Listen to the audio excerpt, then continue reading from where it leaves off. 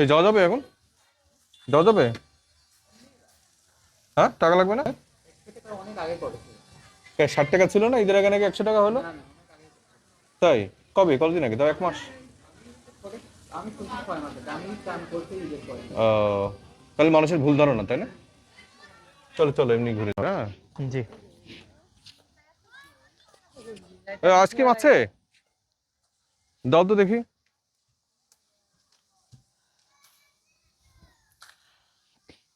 এই কাপ আইসক্রিমই দাও 2টা। Cup ice cream. হ্যাঁ, কত টাকা এটা?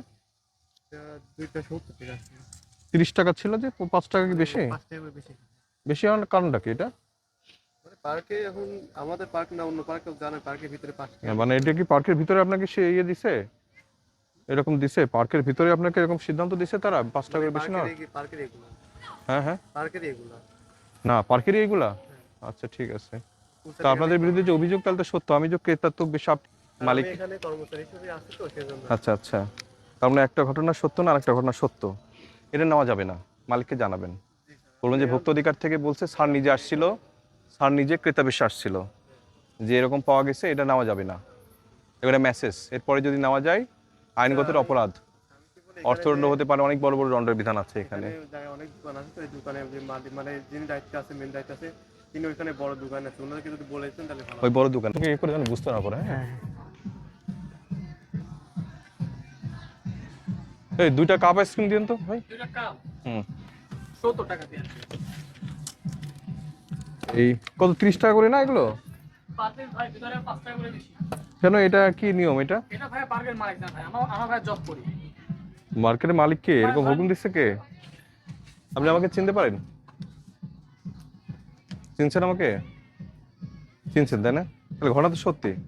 আমাদের কাছে যে অভিযোগ করছে, তাহলে কি করা যায় বলেন তো? আইন তো আপনাদের এরকম সাপোর্ট দেয় না তো। আইনে বলা আছে আপনি 1 টাকা রাখতে পারবেন না বেশি। তাহলে হাজার হাজার মানুষজন যে প্রতিদিন আসছে, 5টা করে বেশি নিয়ে ফেলছেন না? এখন আমার আইনে তো আমি আপনাকে রিমুভ দিতে পারি না তো, রিলিভ করার সুযোগ নেই তো। 5 টাকা বেশি নিচ্ছেন, যেমন একটা অভিযোগ ছিল গেটে আসা নিয়ে, সেটা সত্য যে সত্য নয়, কিন্তু এটা তো সত্য। আপনার 5 টাকা 10 টাকা করে বেশি নিচ্ছেন। সাধারণ সাধারণ কর্মচারী স্যার, আমাদের এখন ধরেন আপনি আমাকে চিনতে পেরেছেন এবার? জি স্যার, অবশ্যই চিনতে পারছি। তারপরে আমি বলেন। আমরা এরকম ভাবে নিজে খুচরা টাকা না থাকলে আপনার 30 টাকা আছে, 35 আমি আরেকটা জায়গায় আপনার ইয়ে করেছি, পরীক্ষা করেছি, সব জায়গায় 5 টাকা বেশি।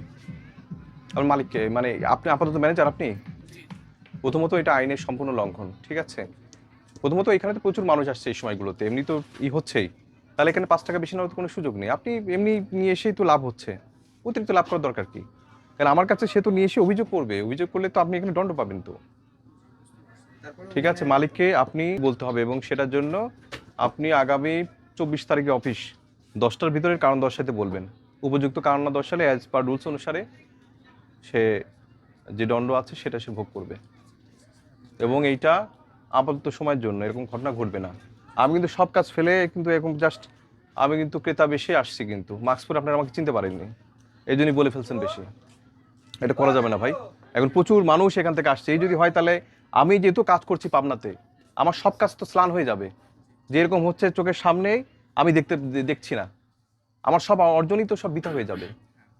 আমি যেখানে এই জায়গাটা একটা সমস্ত জায়গায় মানে কাজ করার চেষ্টা করছি, দেখেন এই যে সন্ধ্যায় অন্ধকারে আমি সব সমস্ত কাজ বাদ দিয়ে, ঈদের ছুটি বাদ দিয়ে আমি এই জিনিস কাজ করে যাচ্ছি, কারণ ঈদের ছুটি আমি থাকতে পারতাম না, আমাকে অনবরত ফোন দিত।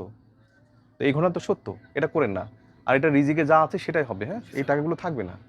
সুতরাং এখানে তো এমনি প্রচুর হচ্ছে, মানুষজন আসছে, প্রয়োজনে এখানে যদি ইয়েতে বাড়াইতে পারে, বাড়াইতে সুযোগ আছে, কিন্তু এমআরপি যে রেট, এর বেশি 1 টাকা নেওয়ার সুযোগ নেই কোনো আইনে।